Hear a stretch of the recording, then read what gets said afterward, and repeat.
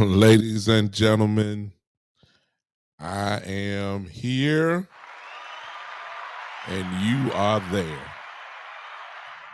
Oh, it's been a second, but welcome everybody to the Big Time Show podcast that is being seen and heard on Podbean, here on Facebook, here on Twitter, here on the YouTube channel, here on the Spotlight Sports Network page. It is here on the Sports Empire page, if I'm not mistaken, maybe not. I am here. I hope that you guys will share. I know everybody done heard about, all my other brothers who, who do this pretty much for a living, I hope y'all come, and come and hear what I got to say about, something that happened on yesterday. Anybody got any idea what I'm going to talk about tonight?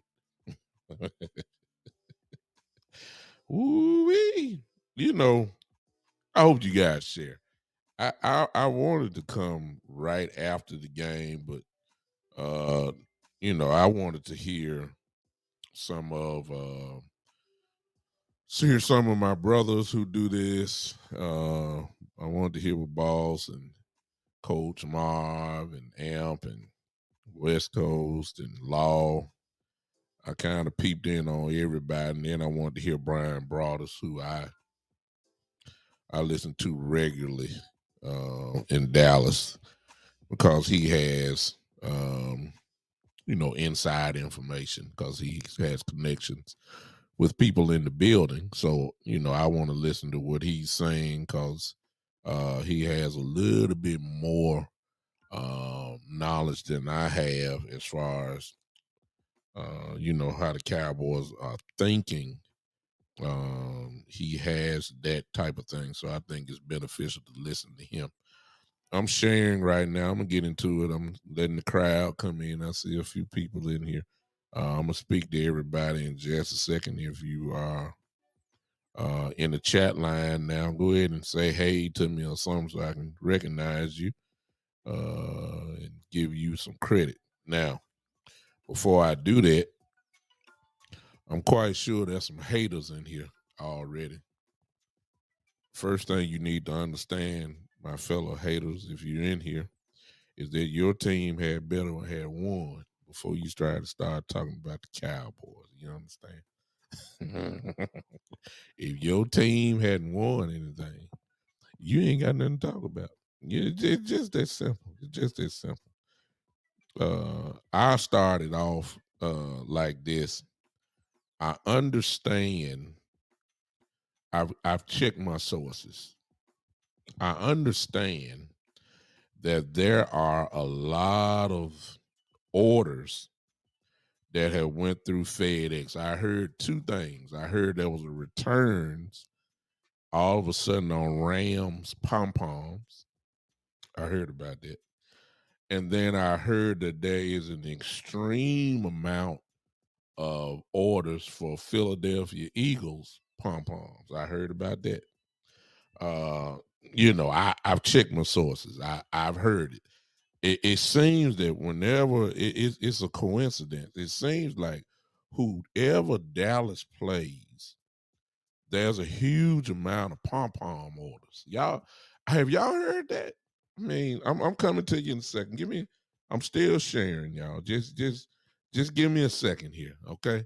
I've heard that there's a lot of orders for Philadelphia Eagle pom poms. All of a sudden, it just happened last night too. I heard that there was a lot of returns for Los Angeles Rams pom poms last night. I heard that.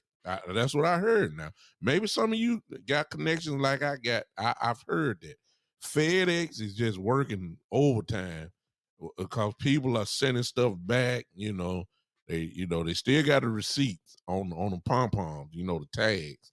They was shaking it. They never took them off, and so they returned it like they didn't want them. So it's just amazing to me that all of a sudden this week Philadelphia Eagle pom poms have been ordered. Have y'all noticed? Let me go ahead and say hello. Hey Lee, hey Miss Ty, I see y'all over there. What's going on? Hey, what's going on? Let me get over here to the house over here. Let's see what's going on. Yeah. What's up, Gary? Yeah, yeah. Lee Harrison, what's up? Yeah. Joe, what's going on? And to all you others that are looking and ain't speaking, what's up? What's up, Mike? Yeah, Marlon, my brother, my friend for over almost 30 years now. I've heard y'all, Michael, Coach Breed Love. I've heard, maybe y'all done heard it. I don't know. I've heard about it. Now, look, for those that are listening, what's up, Newt? What's up, Howard? Howard Q in the house. What's up? What's up, Newt? Newt, listen. Ron, what? Ron, what's up, man? What's up, Ron? What's going on? What's going on? Listen, I've heard. Maybe y'all done heard. I'm gonna start talking about yesterday, but this is what I done heard now. Y'all come on in, right? Listen to me now. I've heard that a lot of orders went back to FedEx. There was a lot of people that had Los Angeles Ram paraphernalia. I heard that. Pom poms, cheerleading uniforms, hats, all of it. What's up, Tavis? I see you. I've heard that they sent it back. Okay.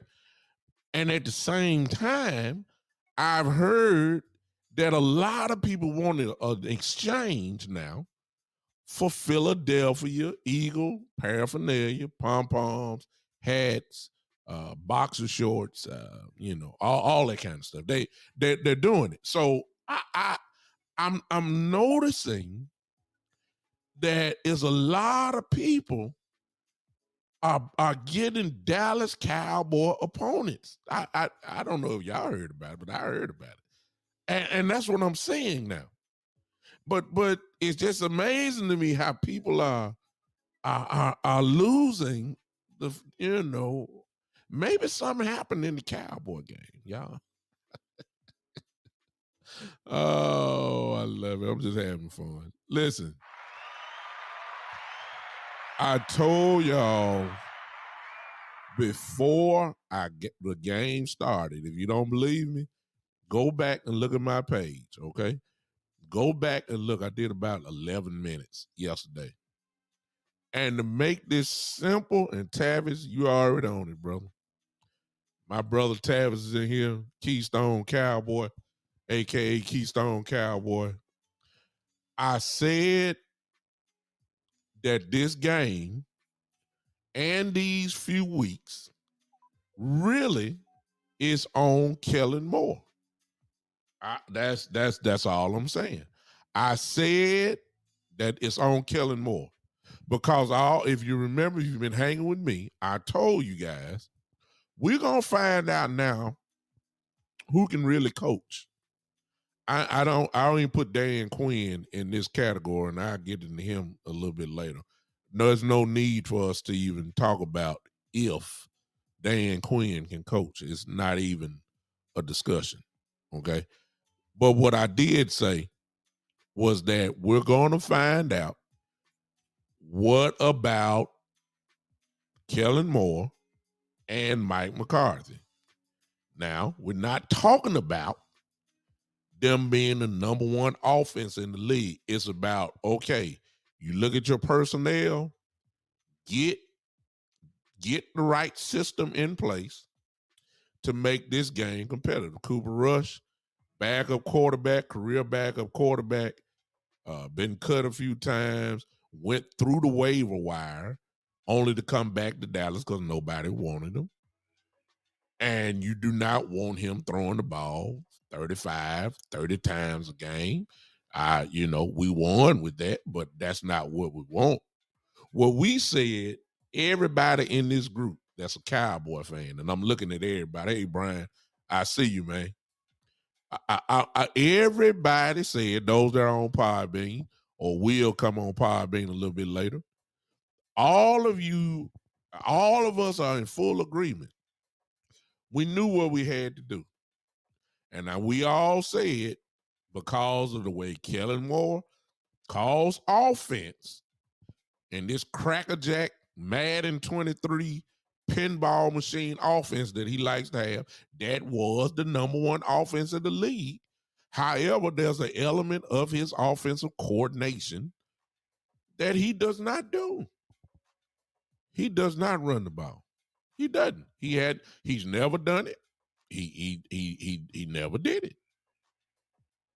However, somebody got in his head. A lot of y'all want to say it's Coach McCarthy. A lot of y'all want to say it's Jerry. A lot of y'all want to say it's Steve, and whoever it was, it got the message across. Yeah. Gary says crunch and munch play calling. Exactly. Yep, exactly. Here's the thing that has happened.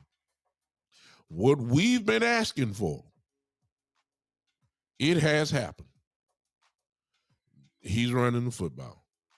And for that, ladies and gentlemen, we have to start the show off by giving this man full credit. I know they don't sound right coming from me, but we got to do it, y'all. You got to give Kellen more credit. You got to. And it's not about yesterday. Really, it was about the game before, where we could not do anything against Washington. Couldn't do anything. But the commitment to running the football was there. We still ended up about 28 carries against Washington. Didn't get anything really. But the commitment was there.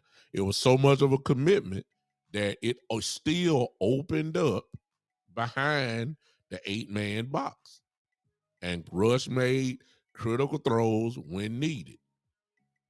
And we won the football game. Now, we didn't win. Now, some of y'all Cowboy fans who lost y'all mind, let's go ahead and tell the truth tonight. We didn't win because of Cooper Rush. But we didn't lose also because of Cooper Rush. Let's not get it twisted, because Cowboy fans have lost their mind in the last few weeks, and we'll get into that in a second. But let's be honest. We did not win because of Cooper Rush, but we didn't lose also because of Cooper Rush, which may mean we won slightly because of Cooper Rush's lack of mistakes, I guess if you want to say that. He has been outstanding. He has. There's no sense of even talking about that. So kudos to whoever y'all want to give the credit to. I'm going to give it to Kellen Moore, because I'm still saying McCarthy don't have that much power over. He can make suggestions.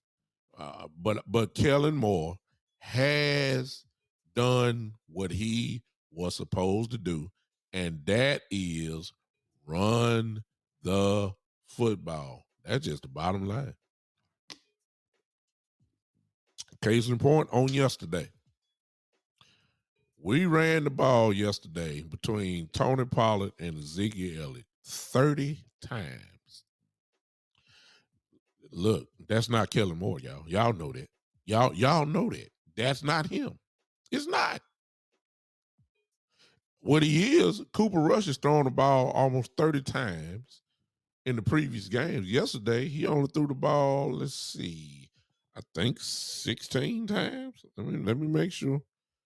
I want to be accurate on my show, y'all. I got to be accurate here. 10 for 16.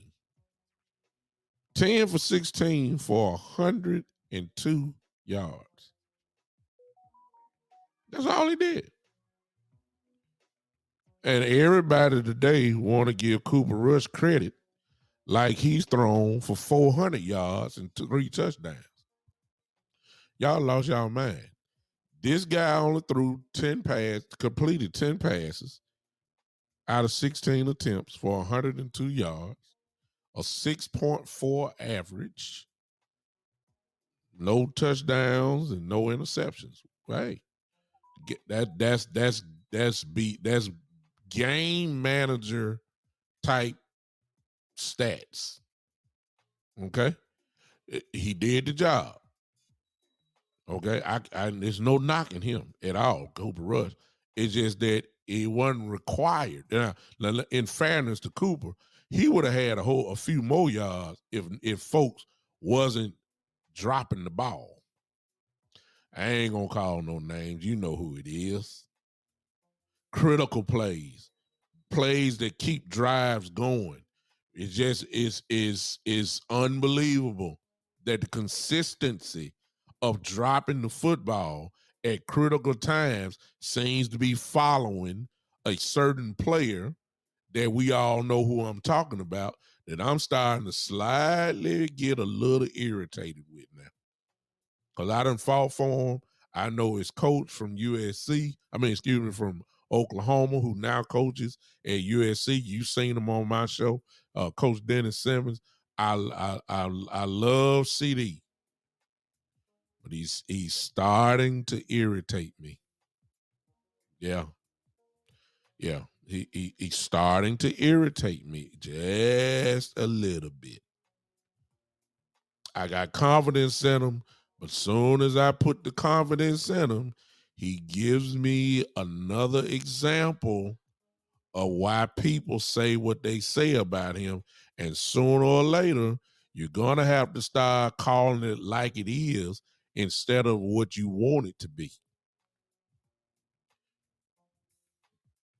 Yeah. I got confidence in him. But he is starting to irritate me, Jazz. He irritated me yesterday for the first time. Really. He did. He irritated me on that third down drop that he had. That hurt my soul.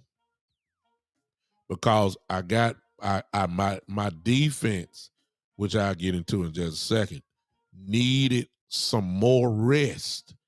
At one point they were on the field just a little bit too much because we were getting 3 and outs.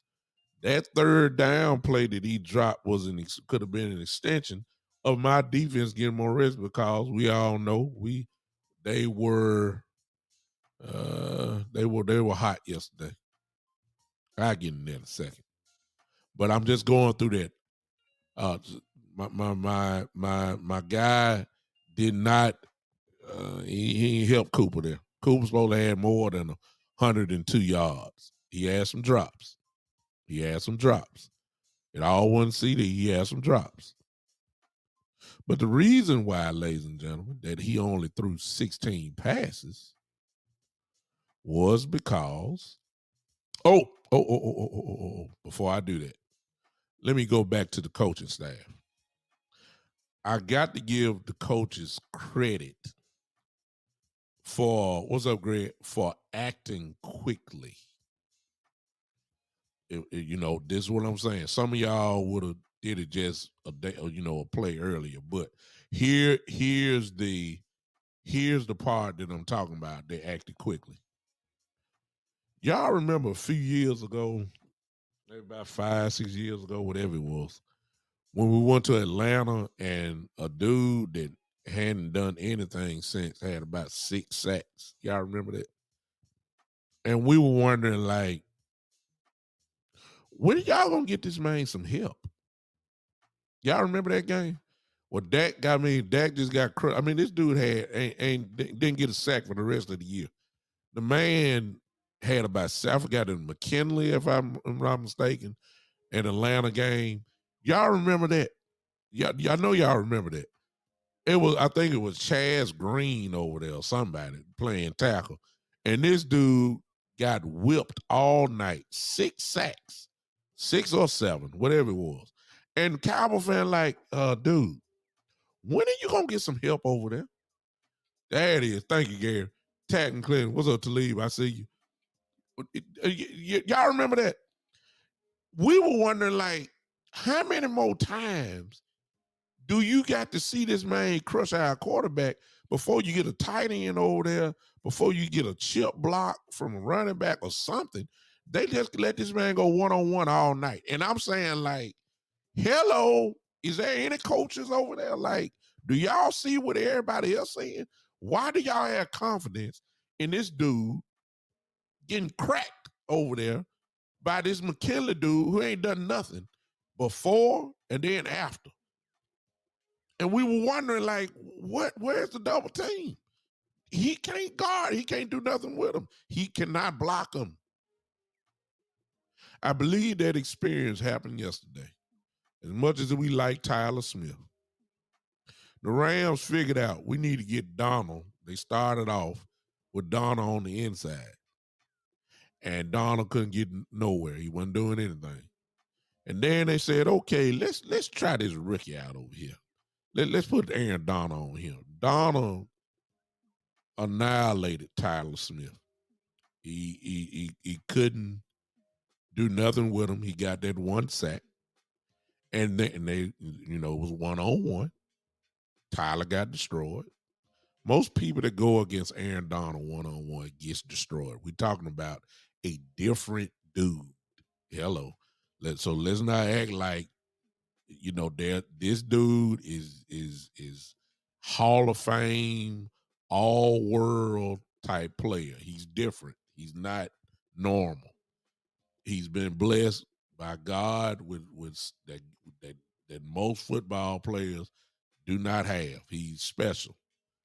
And he treated Tyler Smith like he's never played offensive line before. They let it go one time. They did it again. They came back and he got him again. That's the last I heard of Aaron Donald. I'm just glad they didn't do like they did in Atlanta the other year, because I didn't hear nothing from Aaron Donald from that point on. Ladies and gentlemen, that's coaching. That's coaching. Whether you had, I don't know if Donald line. I'd have to go. I didn't rewatch the game. I ain't looked at all 22 yet. Forgive me for not doing that. I haven't watched it, but I didn't hear nothing from Aaron Donald again. And it wasn't because Tyler Smith won a 1-on-1. It's because the coaching staff did what they were supposed to do and protected Tyler Smith. We didn't hear nothing from Donald again. We didn't.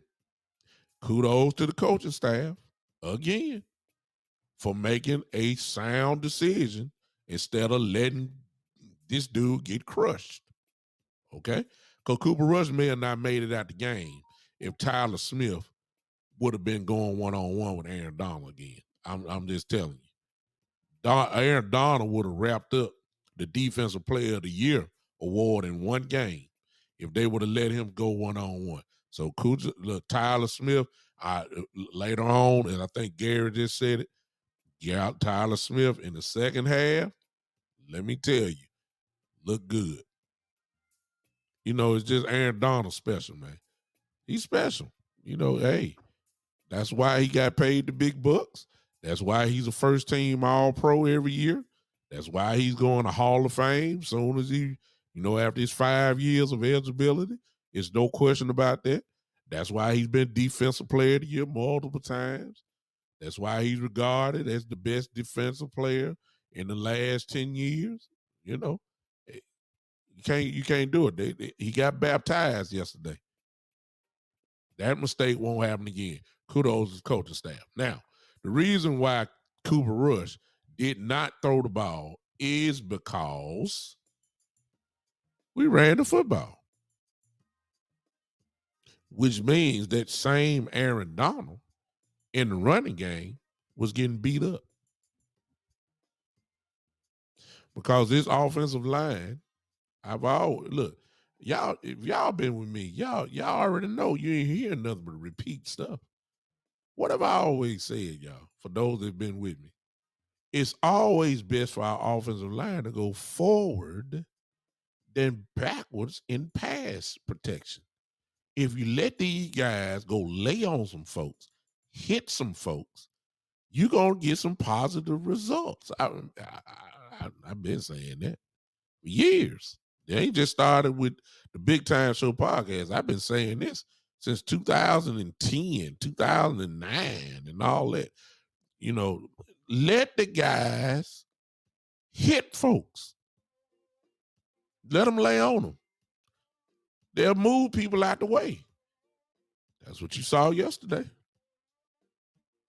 Even though Ezekiel Elliott didn't get 100 yards, he ran the ball pretty good yesterday.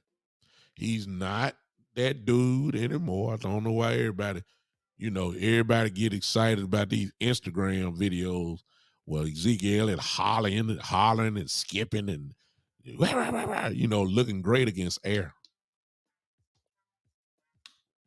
Yeah, he all world against air, bouncing and spinning and hopping and jumping and hollering and all that. Y'all seen the video. Everybody, he looks in excellent condition. I'm looking for all that speed in the real game. He just ain't got it no more. I'm not saying he's not effective. He is effective. He just ain't that he's not explosive. The tread on the tires that he has is kind of went down. He's about a step or step and a half, 2 steps.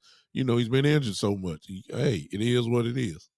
He cannot explode like that anymore. But what he can do, he gonna give you those tough yards. He's still gonna lean forward. He can give you 5, 6 yards a pop. He can. 4 yards, he can. He can do that still. But he's not explosive. And it's okay. It really is. It's okay. He has a role in the running game. He had Brian, here it is. Gary put it up here. Look, 22 carries. That's the main thing. How many times I said, when is the last time Ezekiel Elliott had 20 carries in a game? Ladies and gentlemen, here it is. 22 carries for 72 yards. And they were a good 72 yards. You see what I'm saying? Those were good 72 yards. Now, the explosiveness, as we all know by now, we all know where that come from. Pollard can break one at any time. And for those who keep saying he can't run inside, he does run inside hard. He's just explosive. I was still upset, however, that he only got the ball 8 times. That's Kellen Moore again. Now, a lot of that was because of the penalties and us getting into 3rd and longs and 2nd and longs. I get that. I get that. I get it. I get it. But Pollard, who had these numbers, as my brother Gary is putting it up for us. Pollard had 8 carries for 86 yards. I mean, of course, he got that long one, of course, where he broke it and ran it all the way. That's it. And now, what he can't do, that was one revealing play. And it really shows you why he cannot be a starter for us, because he can't pick up blitzes. Matter of fact, he got confused. That guy that came in, if you remember, the defensive back that came, I think it was Jalen. I don't know if it was Jalen Ramsey who had the sack. Pollard was looking inside when he should have looked outside. He can't. He's nowhere near in the same neighborhood as Ezekiel Elliott. So he's not a complete back. What he can do, he can run the football. He can do that. He can catch the football if they finally start, throwing it his way. He can definitely do that. But when it comes to pass blocking, he got a lot of work to do. He's not even, he's not even close. You got to recognize this stuff. You got to know where to slide. You got to be looking. He's not there. So for those that say, Pollard should be starting, let Zeke. No. No, no, no, no, no, no, no, no, no, no, no, no. No, he's not that dude yet. So I want to make that perfect clear. But when he does, hey Richard, I'm on Podbean now. I think he's left because I didn't hit there in time. Hey, what's up, Smoke? I see you, man. Saturday Night Smoke in the building. What's up, man? I see you.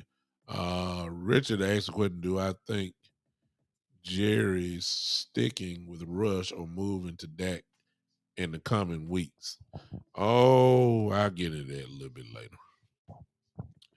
Richard, if you're here, I'll get into that just a little bit later. I'm saving the best for last. That's what I'm trying to do. And it ain't that topic, but I'm gonna push that down. I ain't even talking about the Eagles yet. But Zeke Elliott and Tony Pollard combined, not to highlight the negatives, they did far more better than they did negative. So they did an outstanding job running the football. No doubt about that. That's how we got to win, y'all, offensively, until a certain guy comes back, because there are some throws that nobody don't want to admit. There are some throws that Cooper Rush misses on that Dak will hit. Dak will not throw for 100 yards. He will not. Dak is quite capable of throwing for 350. We don't want that. What's up, Roderick? What's up? What's up, man? Long time no see, man. Where you been? What's up, Rod? Matter of fact, where you been on Podbean? How about that? Talk to me. Let me know. I'm interested. I ain't forgot about you, bro. What's up? What's up? What's up? Uh, Dak can do it, and the defense will respect Dak a little bit more than they do Cooper Rush. Now, I believe. I got you, Rod. What's up? What's up? What's up, Casey? What's up, Apostle Allen? What's up? Yeah. I see you, Rod. I got my answer now. I see what you're doing. Uh, let's not get it mistaken, y'all. And I'll get into that just a little bit long, but the way that things are going now, well, let me stop. Let me stop that. Let me come on back now. Let me come back. I'll say that for last. Our defense. I see you, hot. I see you, hot rod. I see you. Our defense, y'all.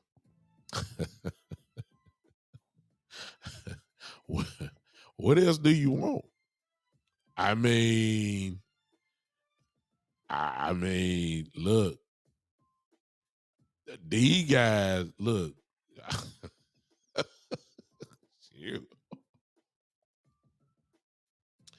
If they not the best defense in the league, it ain't. It's not but one more defense that really got a claim to this, if you ask me.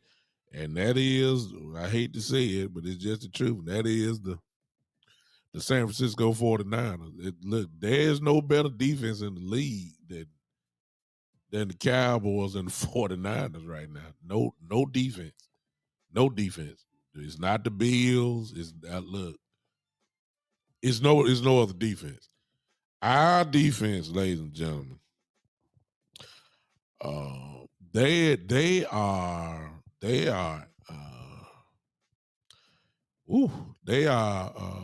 relentless killers of the highest degree.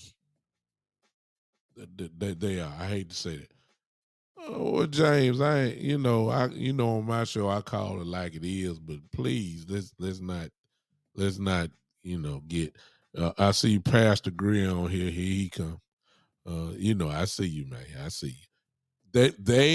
They have uh it's running neck and neck now for me. Okay, I'm sorry. There is no better front four in the league than the Dallas Cowboys front four on defense. No question. No question. It's not even close. It's not even close. I said the front four. I ain't even got to when you add on, put Parsons on the line, and I ain't even said that yet. I'm just saying there is no better front four in the league than the Dallas Cowboys front four. Can't name one. The 49ers are better. The 49ers are better at linebacker than us. I'll give you that. But secondary wise, nah. Did y'all notice something yesterday? Did y'all notice? See, this is why Dan Quinn,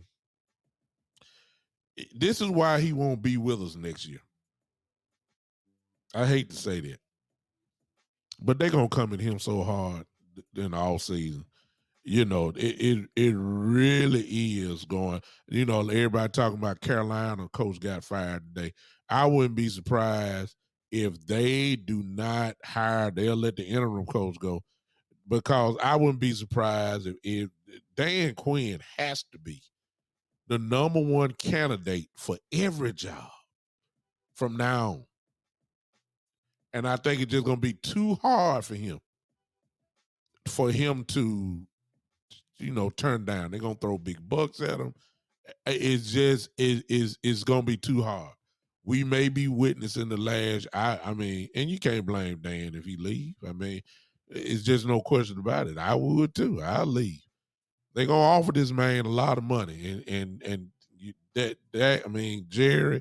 The only way you're gonna be able to keep this dude, the only way Jerry Jones will be able to keep this dude unless he becomes the head coach of the Cowboys. That's it. Which means that's where the pressure comes for later on, as Jerry said. We gotta go deep in the playoffs. We gotta go deep in the playoffs. He ain't worried about the division. Jerry ain't worried about that. He ain't worried about nothing. He's saying you gotta go deep. This is the only thing that possibly may save Mike McCarthy. Other than that, you can have all this good record and lose the first round of playoffs. He getting out of here, because he cannot really afford to lose this dude now. Even, I mean, he can't. And I don't know what Jerry gonna have to. I mean, everybody thought Kellen Moore was gonna leave. Jerry sweetened the money up, kept him there. Didn't want to give him get rid of him for some reason. He stayed. Whatever he did there, you need to do to Dan Quinn. Because I'm telling you right now, Dan Quinn is gonna be highly sought after. All the firings that we getting ready to hear, particularly at the end of the year, Dan Quinn name gonna be the number one candidate. He will be interviewed by everybody. He is a dominant defensive coordinator. You're seeing the results now. You're seeing the results. He is a dominant. He's able to turn a defense completely around. It's no question. But the thing about him is that he's able to, everywhere he goes on defense, the teams that he's had, and that includes Atlanta. You need to look at what he did in Atlanta. They did get to the Super Bowl. Now I know they blowed the 28-3 lead, but they were there. And the reason why they were there, if you remember, because they had one of the top defenses in the entire league. So look at his resume. Seattle. I ain't got to say nothing about them. You already know what they were like. And just dominant. Atlanta, dominant. Dallas, dominant. This dude, I'm just starting there. Let's go to the. I don't want to start with the obvious stuff. Let's start here. Dorrance Armstrong. Now, a lot of y'all were messed up because Randy Gregory was gone. A lot of y'all were wondering, how in the world are we going to replace Randy Gregory? A lot of y'all were saying that. A lot of y'all were saying it. A lot of us didn't. I see you Saturday Night Smoke. He said Dan Quinn to Pittsburgh. Oh no, we ain't getting rid of Tomlin now. No, sir. Smoke, I see you on that, but they ain't gonna get rid of Tomlin. No, no, no, no, no. No, sir. Dorrance Armstrong, y'all. You know, by the way, Randy Gregory right now, for those that don't know, he's already hurt again. So he's missing games again, as he always seems to do. But Dorrance Armstrong, ladies and gentlemen, I think Dorrance got 4 or 5 sacks already this season. They paid him the money, and Dorrance Armstrong is producing. Dorrance Armstrong, as a matter of fact, after yesterday, in my view, should be the NFC Defensive Player of the Week. This week, yeah. I mean, what you want? What else you want him to do? He gets to the quarterback. He sacks the quarterback. He's bad enough to play special team. He blocks the punt, recovers the punt. I mean, come on now. I mean, this dude should be Defensive Player of the Week this year. I mean, this week. I believe he's going to be. He's a problem. I'm going to the unsung heroes. I already know about the obvious ones. I'm talking about the ones that add a little bit more fire. Dante Fowler. Hello, somebody. Hello. Is it my TV? Maybe my TV is not like y'all TV. Let me ask y'all this right here. Does it seem like every time Dante Fowler in the game, doesn't it seem like he always in the backfield? Maybe y'all TV. Maybe it's my TV. I don't know.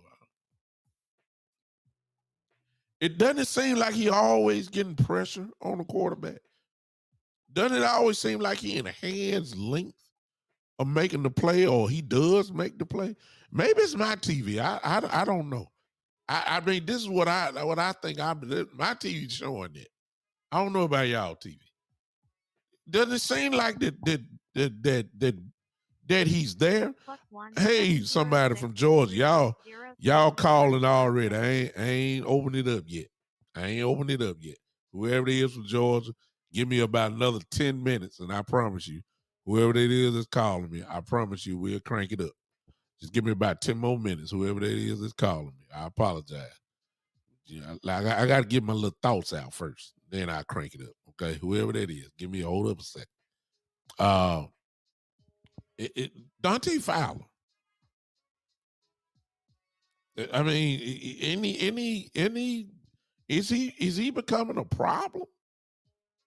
Now let's go back now, cause see, we complained about not getting somebody, and the Jones family, Stephen Jones, they said, look, instead of paying Randy, we'll use that money to get 3 people. And we just said, wait a minute, man. Come on now. I myself included. I don't want to act like y'all were the only one. I was on that boat too. Like, come on, dude. I ain't saying we supposed to sign Randy, but I ain't got time for a committee sack crew. I ain't got time for that. I need somebody gonna get in there. Well, today, let me go and say this right now. It's looking like Jerry and Steven, bad as I hate to admit it, they were right. Because Dorrance Armstrong and Dante Fowler, and yes, Michael Evans, who just said, and Sam Williams are becoming a serious problem. Look, we ain't even got to Basham yet. Y'all do realize Basham is coming back, right? Basham is another problem. This thing gonna even get better. You got Terrell Basham that still ain't in there yet. I mean, look what they're doing now. You add a Basham to this, there's no rest. DeMarcus Lawrence. Hey man. Lights out. I'm shocked. I mean, I'm not questioning DeMarcus Lawrence's heart, because I know he got that. I'm talking about his productivity. And in particular, I'm talking about pressures and sacks. DeMarcus Lawrence have been playing out of his mind so far. Yes, he has. And we're not just basing it off sacks. So you have to go to the 22 to see what he's doing, all 22. And I'm telling you, for those that have all 22, please go watch DeMarcus Lawrence so you can see exactly what I'm talking about. He is a real problem. He is. He done went back in the fountain of youth. D-Law is you have to go. If you base it off sacks, you're gonna miss it. I'm just all I'm gonna tell you. You need to see what he is doing, how he's holding his ground. You need to see how well he's playing against the run, which he always has. But the pressure that he is getting this year is crazy. You got to go look at it, man. I'm serious. If you're blessed to have all 22, you got to go look at D-Law. And once you look at it, you'll see what I'm talking about. Coach Breed Love, thank you. I was coming down the line. Lavelle Gallimore. Let me tell y'all something, man. He has, again, when it comes to Gallimore, if you're basing it off sacks, you're going to miss it. You got to go look at Gallimore all 22. And look how he is manhandling people, throwing them off and all that kind of stuff. And he's getting to the quarterback. I mean, this front four by itself, any mixture of them, Lawrence, Osei, Tristan Hill, Gallimore, Fowler, or Armstrong, whichever mix you want to put in as your front four now. Your front four. I ain't talking about Parsons being on the line. I'm just saying your front four. Lawrence, Armstrong at the ends, Tristan Hill, Gallimore, Bohanna when he come back, Osei. These guys, man, look, there's no better front four. Y'all got to see this, man. These guys are just hungry, and they're dominant. Now, Michael Parsons. All I can say is, Lord have mercy. That's all I can say. I mean, what else can be said about this dude that hadn't been said already? I mean,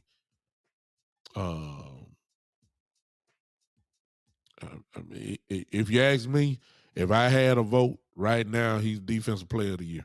Right now. Right now. Right now, he's Defensive Player of the Year. It is no question in my mind. He's a game wrecker and a game closer. That's what you saw yesterday. He shut it down. He pulled the plug on the folks. Let's go home. That's what he said. I know my groin hurting. I can't run side to side, but if you heard his interview, he said I can rush. Just put me in on third down. I'm good. Just put me in on third down. I'm good. That's all I need. If you give me that, I'll deliver. He shut it down. He pulled the plug. It's kind of like them old concerts. Just like this plug here, pull it out. Let's go home. It's not this. Look, he turned the lights out in SoFi. Michael Parsons shut it down. He said, look, he pulled the plug, turned the lights out, he gave the cutoff notice, no more lights. It's over. I got it. I put the team on my back. I got it. I'm gonna shut it down. Everybody talking about Aaron Donald and how he shut down the Super Bowl last year. I'm gonna do it in his house to let everybody know I'm the man now. That's what he's saying. Torn, growing sore, can't stretch good, had to get it taped, all that kind of stuff. Michael Parsons said, tape me up. Tape me up. Tape me up. You don't need to play. Tape me up. Tape me up. Now, do you realize your groin is tape me up? I got business to handle. My team need me. Tape me up. You can't, you sure that you shut up? Tape me up, man. That's what he said. Tape me up. Don't look. Do you realize you may probably hurt yourself more? Tape me up, man. My team need me. Tape it up. I'm going out there. Third down. I'm out there. If y'all don't I'm gonna put myself in. I'm gonna tell whoever it is, come on out. I got it. I'm finna shut this thing down. He did it. He's special, man. Defensive player of the year, my view. There ain't nothing else really you can say. Now, here's the one thing maybe y'all didn't notice, and then I'm gonna move on. Two more things. Well, this and one more thing. Did y'all see the brilliance of Dan Quinn? Here's the brilliance. Mr. Curse came back, and Mr. Curse should be on the field. He is a strong safety. But Donovan Wilson has been playing out of his mind. Certainly, you cannot take Donovan Wilson off the field, right? Malik Hooker has been playing out of his mind. So you can't say, and we know Donovan Wilson can play free safety as well. So you can't, you only got two safeties, right? Strong and free. That's your safeties. Notice the brilliance of Dan Quinn, y'all. He had all three out there. A lot of plays. What he did was put Curse down low. He played a little outside linebacker yesterday. 225 listed, big enough to play the linebacker position, can hit you, can cover, and he let Donovan Wilson and Malik Hooker stay in the game. So we played three safeties with Diggs and Anthony Brown back there. Ladies and gentlemen, let me tell y'all something. If you put Curse and leave Donovan Wilson in there and Malik Hooker in there at the same time like they did yesterday, let me tell y'all something. We're going to have a real good year. You can't take Donovan Wilson off the field. Dan Quinn knew that. I know Curse came back, but you can't take Donovan off the field. He too hot. Donovan Wilson, ladies and gentlemen, is playing. I ain't say he's there, but I'm telling you, please show me some safety that is playing better safety than him. He's playing at a Pro Bowl level. Exactly, Coach Breland. Anthony Barr, no doubt about it. Our linebacker playing. He's affording Parsons to line up on the line. Barr is a proven veteran. Knock your head off. Great blitzer, too. But the brilliant move was keeping the three safeties in the game, man. Listen to me. Woo, man, look, y'all just don't understand how dangerous that is. The range that Donovan has, the range, of course, that's what Malik Hooker's known for. We talking fast. And Curse came in, looked like he picked right up from where he left off. And I don't know if he's 100% or 90%, but I don't know what it is. But he looked good to me. And let me throw this in, y'all. As much as y'all like to talk about him, and I got him too. Let me tell y'all something. I ain't saying all pro. I ain't saying Pro Bowl. But look, LV ain't playing too bad, y'all. Okay. Okay. LVE is not playing that bad, y'all. He looking pretty good to me. I know y'all. Okay, okay. I'm just saying. LVE is not looking that bad. He's not. He's looking pretty decent to me, y'all. He's getting in there on blitzes. He's tackling. He look. Hey, I'm just saying. I ain't saying he all pro again. I ain't saying that, but he was an all pro before, y'all. Okay. His first year, he was an all pro, not Pro Bowl. He was all pro. So you ain't forgot how to play. You know, maybe it was injuries. I don't know, but he looked good to me. That's all I'm saying. He looking good to me. All right. Now, last thing, then I'm gonna open up the lines. I think it's time that we talk about something that we don't give a lot of press to, and I may be the first one to really. Yeah. Oh well. Yeah, Brian. I'm just calling it like I see it. You know, LV is just LV had a couple good years. A lot of that was due to injuries. No question about that. But he looking good right now. That's all I'm saying. He looking real good. Now, the last thing we got to do, because we don't talk about it on podcasts. You don't hear it on ESPN. You don't hear it on Fox. You don't hear it on First Take. You don't hear it on Undisputed. So I know you don't hear it because I watch the shows. I know you don't hear it, but I might be the first one. I don't know. We got to go ahead and anoint Bones, our special teams coach. He's the best special team coach in the league. Got to be. Since he's been with us, how many block punts have we had?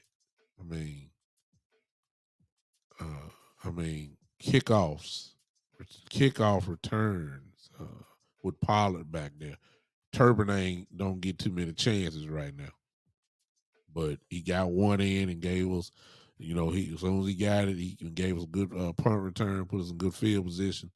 It is. I mean, Bones has got to be the best special team coach in the league. I think we got to start recognizing him because let me tell you something. You got 3 units: offense, defense, special teams.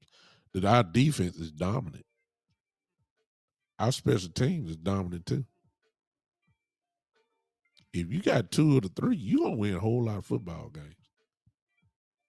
I'm just saying. Bones deserves some credit. Bones is Coach Fossil, however way you want to call him. He is, in my view. I don't know another special team unit better than Dallas Cowboys the last 2 years. No way. We blocked about what 2 or 3 last year. Uh, I mean, kickoff returns, kickoff coverage. I mean, he's turned Kelvin Joseph into a special teams dominant player. Kelvin Joseph, look, quiet as it is kept. Kelvin Joseph may make a Pro Bowl this year as a special teams player. Yeah. Kelvin Joseph is dominant. Boss man fat. Oh my God. Are y'all seeing what I'm saying on special teams? He makes every tackle. Every tackle. I mean, y'all heard it here first. Maybe make y'all go study special teams. We have a dominant special teams coach and have a dominant special teams unit. Forgive me for not pulling up the stats and all that, but let's make that our homework tonight. Let's pull up special team stats. Let's see what the Cowboys stack up. They make impact plays, plays that change games. This ain't just started. This has been going on ever since Bones has been the coach. We're not giving him the credit that he deserves. He is a great football coach. The schemes he's coming up with, the blocking, I mean, the tackling, the way to get Armstrong up the middle like that. And I mean, come on now.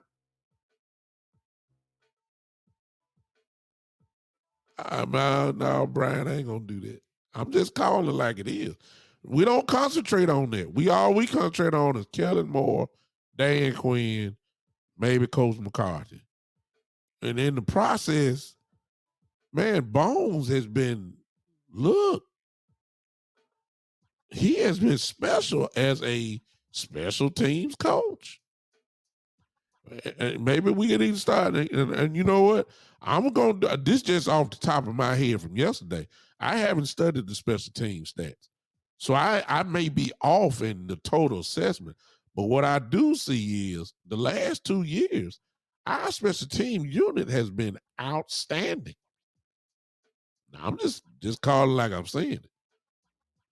Pollard, if someone would say was the best return, one of the best return guys in the league last year, Bones was the coach. Pollard broke a couple, Bones was the coach. Turpin back there, Bones, hello. Put Kelvin Joseph where he is right now on special teams, where he is making an impact on the game. That's Bones. So that's Bones. He is dominant. Kelvin Joseph has been dominant, man, on special teams. I'm just look, okay. That's all I gotta say. Now, I'm done. Last thing, phone line be open after this. All y'all talking about Cooper Rush over Dak and all that kind of stuff. I say it again. When Dak is able to grip the football, put him back in. If he's not, I ain't talking about 90%. I need 100% that he can grip the football again. Not 99.8. No, no, no. That two ounces there might cost me a fumble. No, I don't want that. I want 100% for that. When he's at 100%, put him back in. Not 80, not 85%. It's about to get cold. It's probably gonna be cold in Philadelphia Sunday night. We don't need no cold. Look, if your thumb ain't right, sit down. That's all I'm gonna say. Until then, Cooper Rush needs to keep playing. Unless Dak Prescott is 100%. I don't care nothing about the winning streak.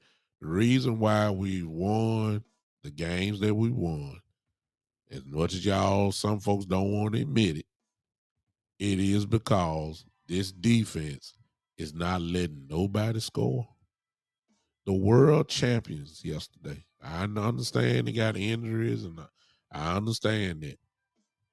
But Sean McVay is too good of an offensive coordinator, too good of a schemer.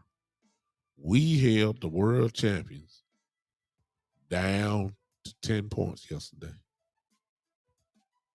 Cincinnati only had under 20 points. Tom Brady only had 17 points. This defense is the reason why we're winning, y'all. It's not Cooper. Cooper is not allowing us to lose. I'll give him that credit because he's not making mistakes. But we're not winning because of Cooper Rush. Y'all see the difference? We're not winning because of Cooper Rush. We're winning with Cooper Rush. It's a difference. We're winning with Cooper Rush. We're not winning because of Cooper Rush.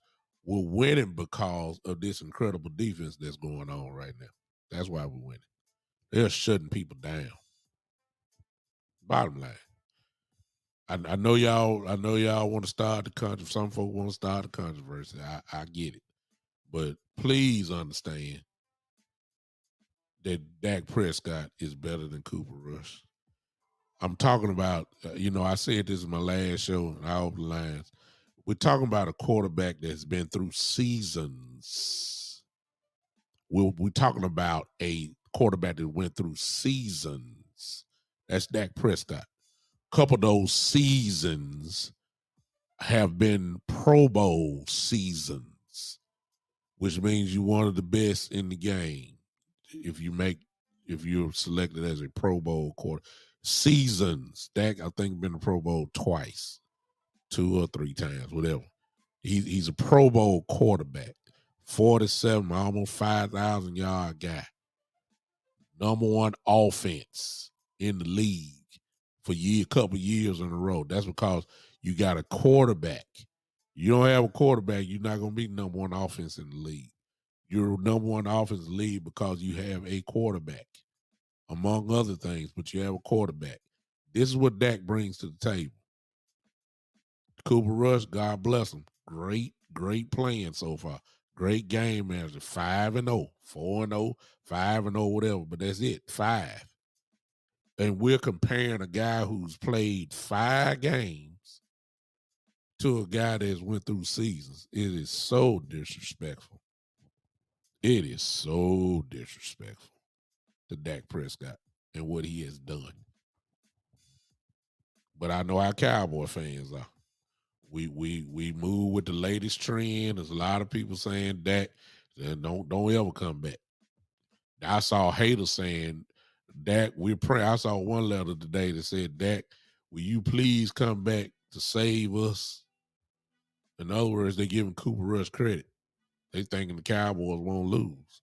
With Cooper Rush back there, they think we got a better chance of celebrating when Dak come in and losing. It's so disrespectful. Giving credit to a guy that only threw for 100 yards. And all of a sudden we act like that 100 yards is multiplied by 3. And like Rush threw for 400 yards and 3 touchdowns. I mean, come on now. It's disrespectful. So I want Dak in is only when he's ready. When he's ready, it's time to come back. Because I guarantee you give Dak Prescott this defense that you saying now. This defense. You give Dak Prescott this defense. Oh, yeah. Well, we're winning anyway, but we're going to even win. See, let me put it this way. And for all y'all, and then here come the phone line. Matter of fact, go ahead and start getting ready to call in. Well, here we go. Watch this. Watch this.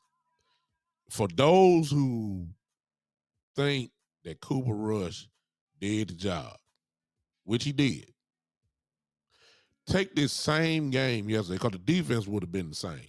Let's get that straight. Okay? We scored 22 yesterday. Part of that was because the defense scored. Okay? The defense scored. Don't forget about that.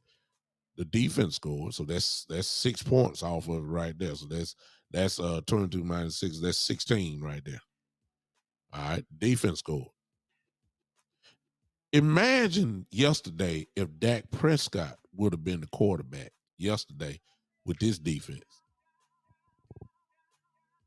We would score 30 points yesterday easily.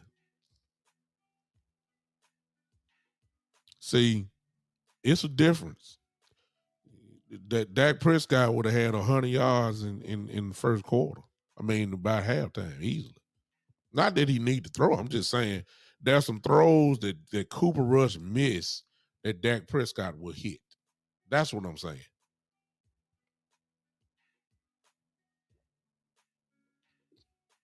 A lot of y'all talking about, I don't like the disrespect. I'm sorry. Talking about he's so smart. He's so smart. Ladies and gentlemen, Dak Prescott has been the captain of the ship of a number one offense in the league, or a top 3 offense in the league for the last 3 or 4 years. Doesn't that take smarts? There's a lot of plays that Dak checked into. That caused some serious damage for. Have we forgot? Y'all gonna let 4-5 games, huh? I understand. It's a big difference when you win with somebody, and then because of somebody. I think Russell Wilson in Seattle was the perfect example of that. When he first came in, they were winning with Russell Wilson, but it was the defense from Seattle back then that was winning. And then they flipped, and Seattle started winning games because of Russell Wilson, because he got better. Huh? We're winning with Cooper Rush. We're not winning because of Cooper Rush. Cooper Rush is not making mistakes. That's good.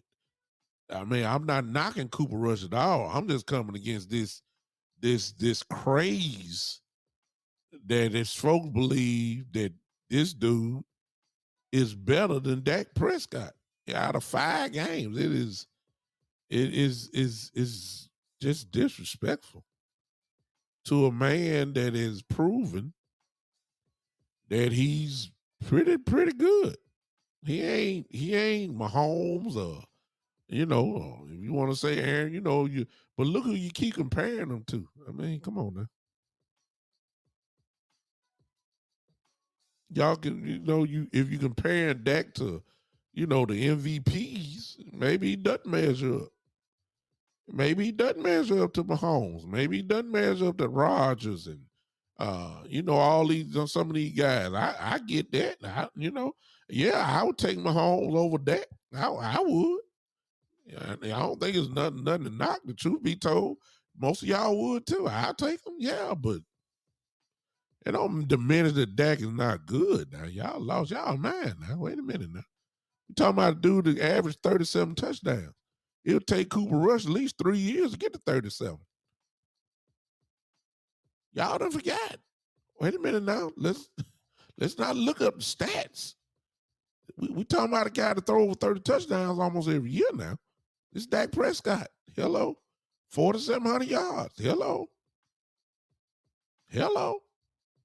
Don't Rush didn't throw up 16 times yesterday. 10 completions. 10 completions. Huh? Let's not do this, y'all.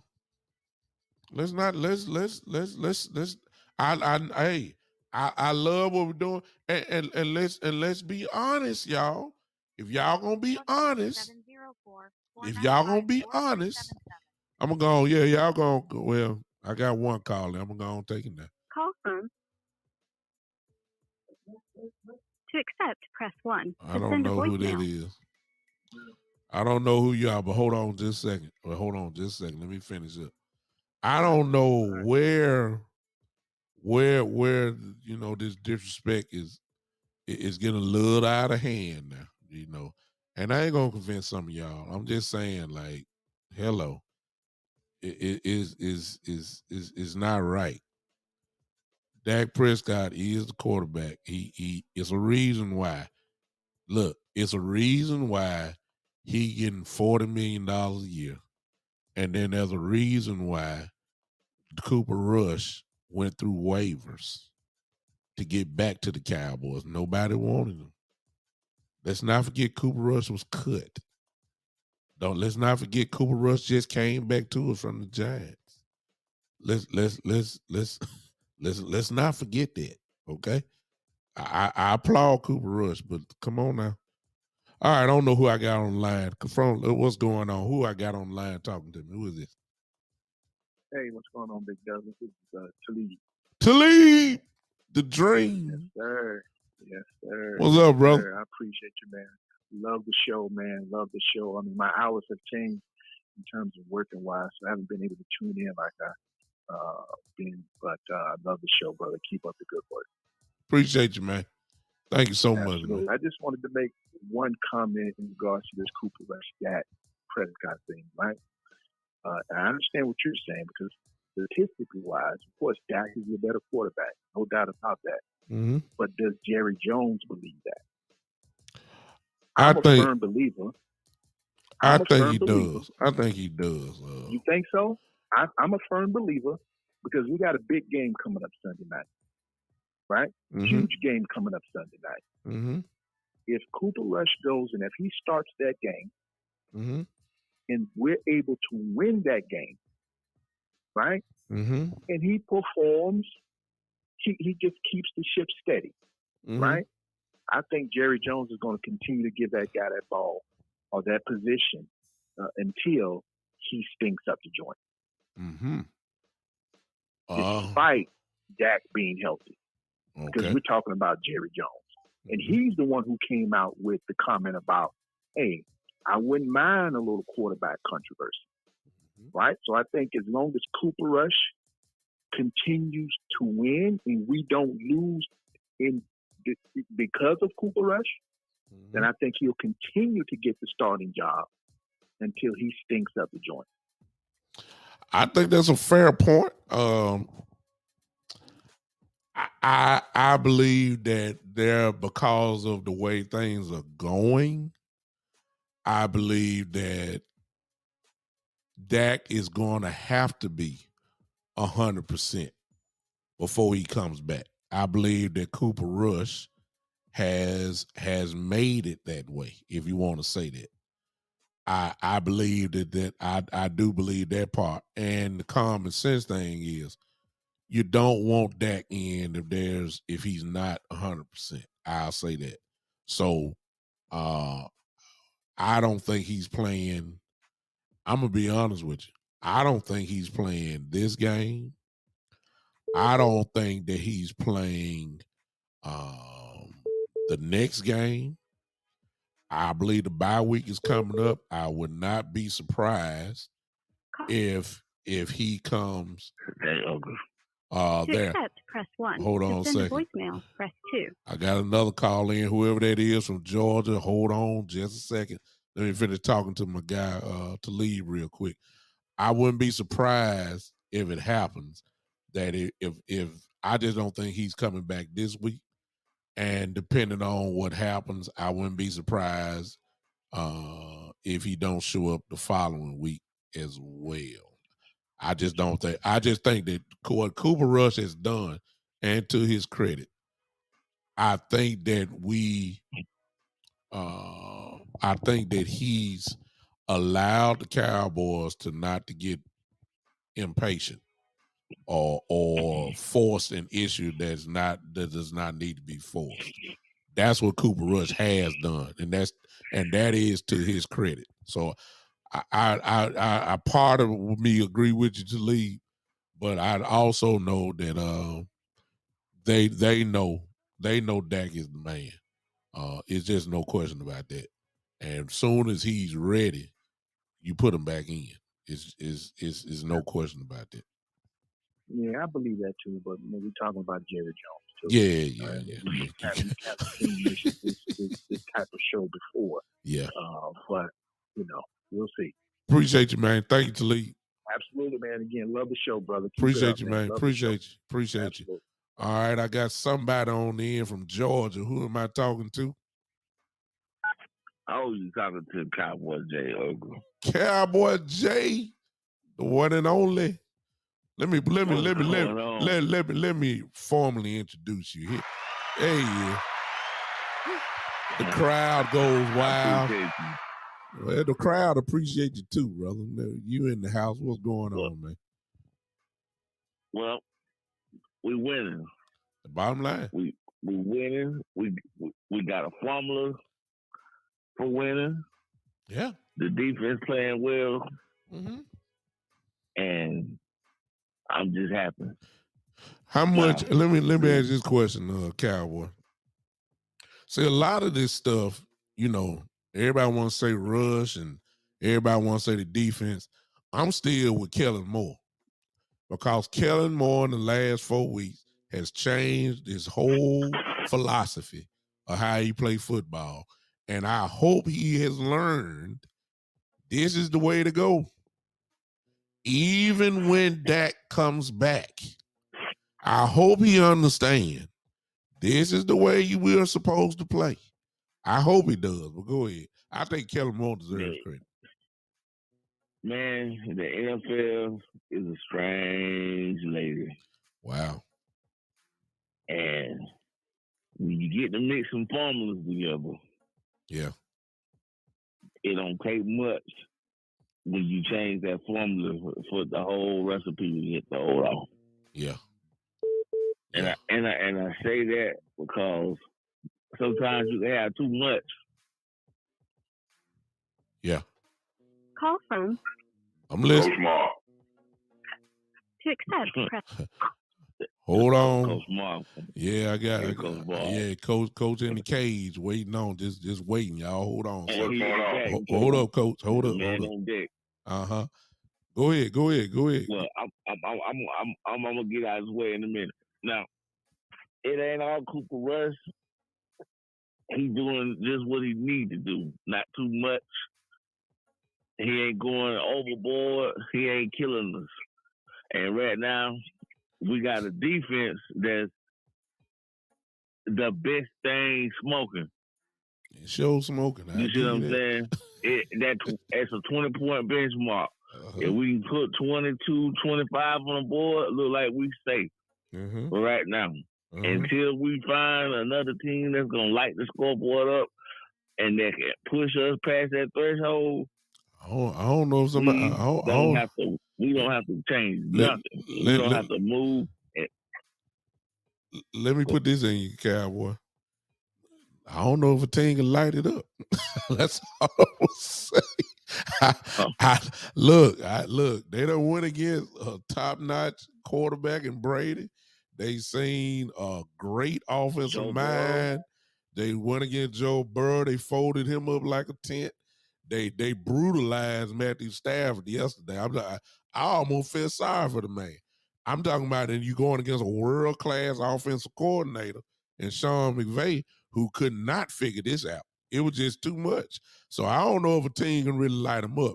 Now, I will say Philadelphia presents a little bit of more challenges because they run the ball. You got Jalen Hurts that's going to run, but Yeah.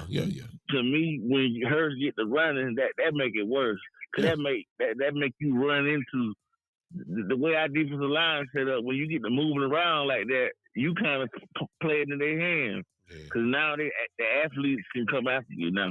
Yeah, now you got the Donovan Wilson tracking you down, and you got the Armstrong tracking you down. Like it's like where you going now. You got Parsons. They run you from one area to the other. They're gonna run you into somebody else. Yeah, ain't no rest. That's all you gonna see. You see him get sacked 6 or 7 times too. Yeah, he might run a couple times and pull off a 20-yard run here or there. But and all said and done, you gonna see him get sacked about 6, 7 times, 2 or 3 fumbles, running some pressure, trying to find somebody, trying to getting off of his mark, rolling out and throwing, and gonna overthrow somebody, and the ball gonna drop off his hands, and they go Diggs right there going the other way with it, or Donovan Wilson hawking. It's just running, just cat and mouse. That's all it is with that defense. You can't run, you can't hide.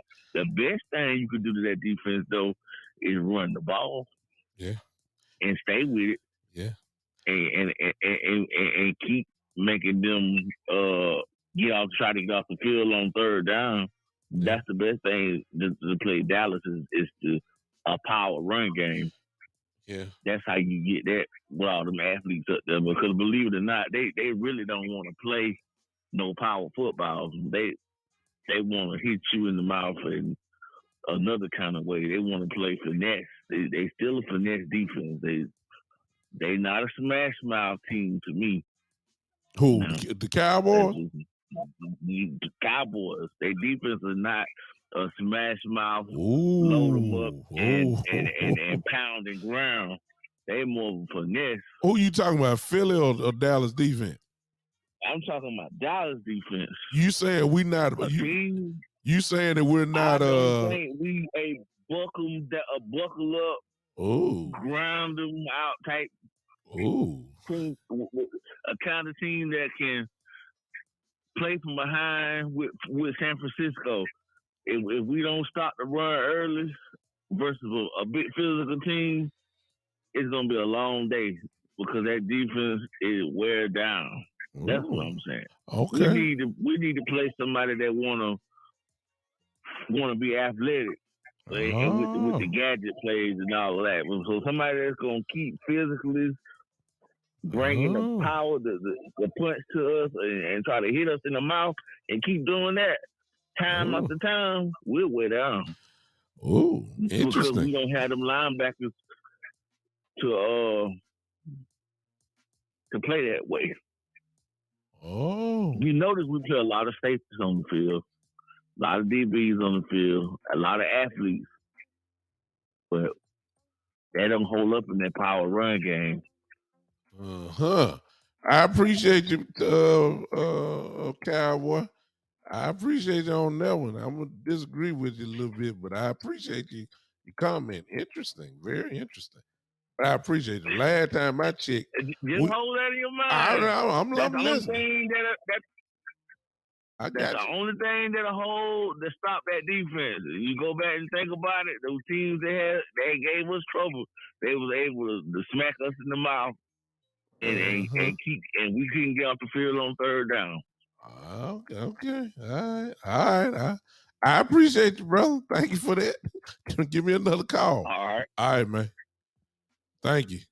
Ladies and gentlemen, before he gets started, I want to bring in one of our loyal, faithful guys of this show and who always drops knowledge, who's one of the up and coming new podcasters who you see on Boss Cowboy show for the pre-game show and the post-game show and the watch party, always dropping gems of knowledge. Ladies and gentlemen, I present to you the one and only Coach Marv.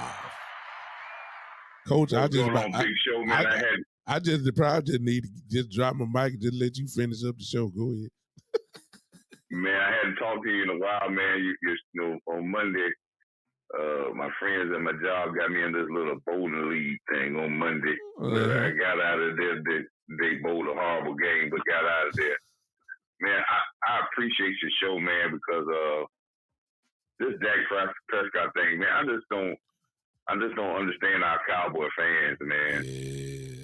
We're doing the same thing. We're winning games the way that I have been saying that we have to win games since even back to Tony Romo time. Mm-hmm.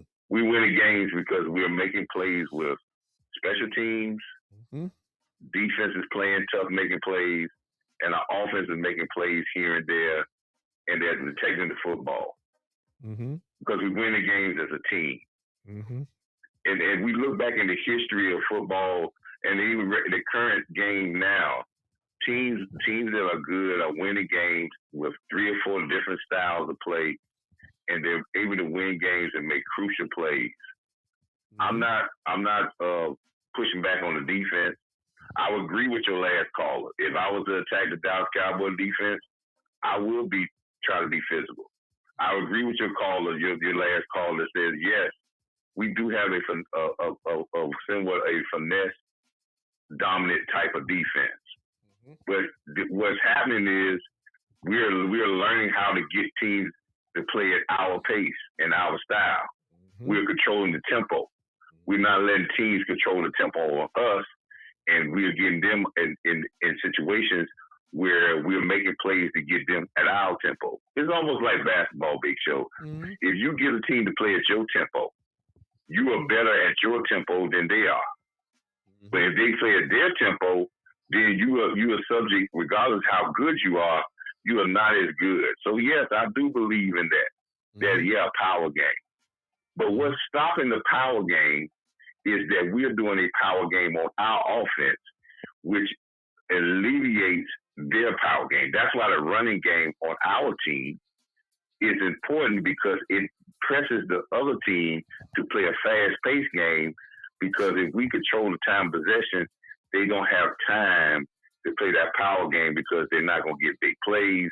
It's going to take too long to score. They're going to run into some situations where we got playmakers to make plays. That's where you see complementary football. But this Dak Prescott thing, when we talking about this, people, Dak Prescott is a top 10 quarterback in this league. No doubt about it. If you say this, right, if Michael Parsons was to go down with a went down game one, and the defense played like this for 5 weeks, you're telling me that when Michael Parsons gets healthy, we're not going to change a thing?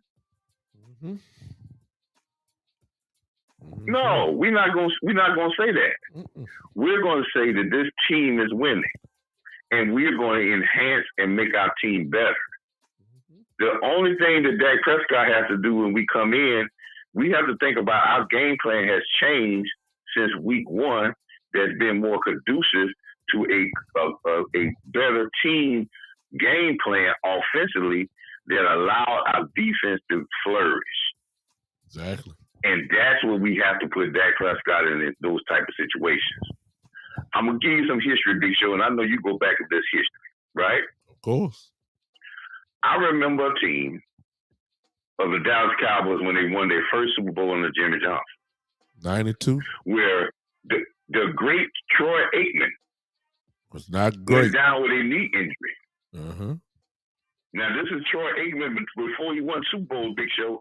So some people was calling, I remember early on, some people was calling Troy Aikman a bust because they went 1-15 with Troy Aikman. Exactly. And they said that Troy Aikman couldn't win big games and he only had one playoff victory at that particular time. They were like, we don't know if he can get us to the Super Bowl.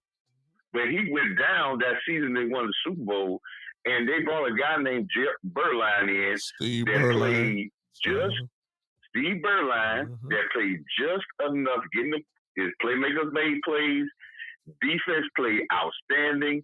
They were blocking punts. Their special teams were killing people, and they did not lose any games, but they brought Troy Aikman back, and they turned it on and won a Super Bowl. Did the Cowboys say at that particular time, oh, well, Berline has got this thing going. We got other things. Well, let's not bring Troy Aikman back. But what they did was, when they brought Troy Aikman back, Troy had a feeling now that he didn't have to do too much. He didn't have to go out and win every game. The team was good enough if he did his part at the ultimate level and not put all that pressure on himself. They were going to be better, and they were going to be dominant enough to win a Super Bowl. Yep. This is what Dak Prescott has to learn and know now, and the organization has to understand, just like you said, if I put Dak Prescott and he gives me what he's always been giving me, but he doesn't have to go out there and throw 45 passes. He don't have to go into the line of scrimmage and change every run play into a pass play. He can trust his teammates to make plays, and he's going to make plays, and we're going to average 28 points a game. Yes, sir. Easily with Dak Prescott. Easily. If we keep this game plan, we're going to average 28 points a game, and that's going to be enough to beat any team in this league or put us in a position to win every game. I want to say this when we talk about Dak Prescott. What is the problem with Dak Prescott? And I ask the Cowboy fans this. Is he a turnover machine? No. Look at his history. He's never been a turnover machine.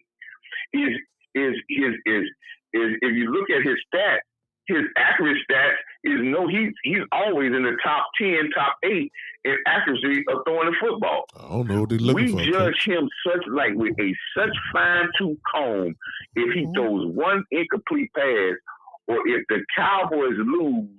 It's always Dak Prescott and no one else. That is ridiculous when you're talking about football. One guy doesn't win a game and one guy does not lose a game. This is the greatest team sport in sports. And the sum of the parts have to be all inclusive for your quarterback to be successful. Yeah. We are so enamored of the media that wants to down our own quarterback. But this quarterback has thrown more touchdowns in the regular season than any quarterback you've had. He's thrown on an average of 10 or 13 with interceptions a year. Yeah. He doesn't turn the ball over. He doesn't make crucial mistakes. But we put the whole emphasis on it's ridiculous in this. And let me say one thing about Jerry Jones' comment. We looking into Jerry Jones' comment like he's talking about, well, I wanted to be a quarterback controversy. If I were Jerry Jones, I might not have said it, but if we can win games with our backup quarterback and we can be in a situation like we are now with Dak Prescott coming back, if that's what you want to call a controversy, if I can get this guy to just hold the fort down and the sum of the parts keep him looking okay, he doesn't lose the game for us. When I get my quarterback back, now I'm going to be able to do even more, and we're going to have a confidence in this team that it just ain't on the quarterback. We can win games other ways. So all this stuff is crazy when we start talking about this. This is crazy stuff, and it's feeding into something we are doing good. We should be celebrating the point that no other team that's 4-1 has done it with a backup quarterback. You're starting all-pro left tackle that is a Hall of Famer, has been out the whole season. You gave up your number one wide receiver. You thought that Amari Cooper, he was gone, and you still lost a curse for 3 games where he's been a Pro Bowler last year, and you still 4-1. We should be celebrating and saying when we get our full complementary players, if we don't change the game plan, they're going to make the game plan even better. Let's talk about the game plan that we got with this quarterback and keeping that the same and not worry about talking about not bringing back a great quarterback like Dak Prescott. Hey, Coach. Because this is eerily Coach. Just like the year that we won the Super Bowl, and a lot of these fans don't go back that far, but it wasn't all peaches and cream with the Cowboys. Hey, Coach. We had a dominating defense. We ran the ball. We didn't score 40 points a game, but we won the Super Bowl handily. Hey, Coach. That's what it's all about. Hey, Coach. Hey, Coach. Can you see? Are you watching me right now? Or you just put your phone down? Are you watching me? No, I'm not. No, I was on. Let me put you on. I left this up for you. I want you to look at the screen. I want you to see what Michael Evans just said. I don't need you to go into detail now. I just want you to just say, well, true or false. I need you to look at this. Why I got you on the line. I'm getting to you right now, big time. I'm pulling you up on YouTube. I want you. Well, yeah. I think you can see it there. I'm leaving it up for you. I just want you to. I don't want you to read it. Oh, don't read it, Coach. Don't read it. Just okay. Just read it and tell me what. Just say yay or nay. He is yay. He calling it like it is. Call it just like it is. Because no other quarterback will get the scrutiny of any other player. But you know something? I'm gonna say this. I'm gonna say this, Big Time Show. I'm gonna say this. I was a defender of Tony Romo myself. Yeah, me too. Because we blamed Tony Romo for a lot of problems in Dallas, and we had the media say, "Oh, he can't win the big game. He's always going to throw an interception. He's always going to lose games." And we didn't have the defense that we have now. No. Tony never Even had this when type we of was defense. good, we didn't have the defense that we have now. No.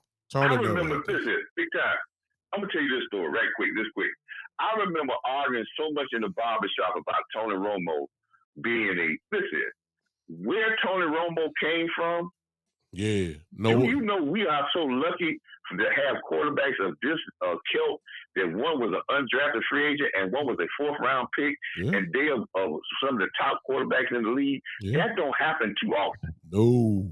And sometimes never. Kurt Warner is a story they made a movie about. Yeah. So, but Tony Romo, I argued so vehemently when Tony Romo when he went against the Denver Broncos at home, threw 5 touchdowns for 500 yards and scored over 40-some points, and lost the game 45-50. And in the last drive, he threw an interception, and they say he lost the game. Oh yeah. And I said, if he go in the locker room, if somebody in that locker room say, "Tony, you lost the game because you threw an interception, and I threw for 500 yards and put up 40 points at home, and that's not enough to win a football game," then I'm sorry. Yep. No doubt about it. We want guys to be perfect. But Big Show, let me say this right quick. I want you to get on this campaign. And this campaign that me and Boss is pushing this week. And this is about the Cowboys. We want to be talking about solutions. We always want to push the team to get better, because we know that this league is going, as the games get longer, as the season goes on, it's going to get tougher and tougher to win, because they're going to start weeding out and teams are going to start getting tougher. But the push now should be that we had 10 complete passes in this past game, right? Yeah. And we had no completions to our running backs or tight ends. Yep. Still ain't figured out how to throw the ball. They still ain't figured out how to throw the ball to Pollard yet. But go ahead. We're pushing, right? That in my keys of the game, and I know you've been listening to on the One Name Show, and my keys of the game hadn't changed, and they've been spot on for us to be successful.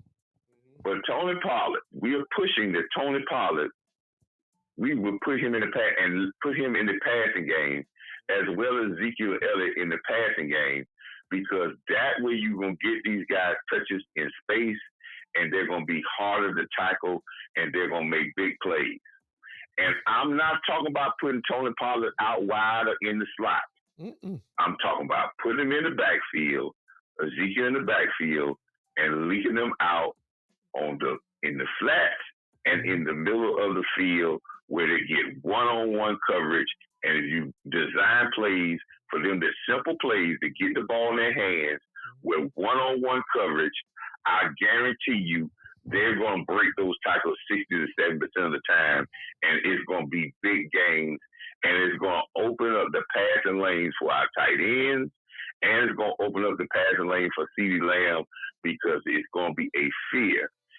If you just design plays like Le'Veon Bell, and you put him coming out of the backfield, Tony Pollard, and you leak him out, you're going to control the blitz. Yeah.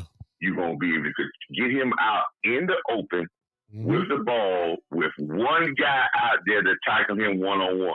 Now, ask Cowboy fans, is that going to work? And then I give you an example. Not this past game, the game before last, when they played Washington.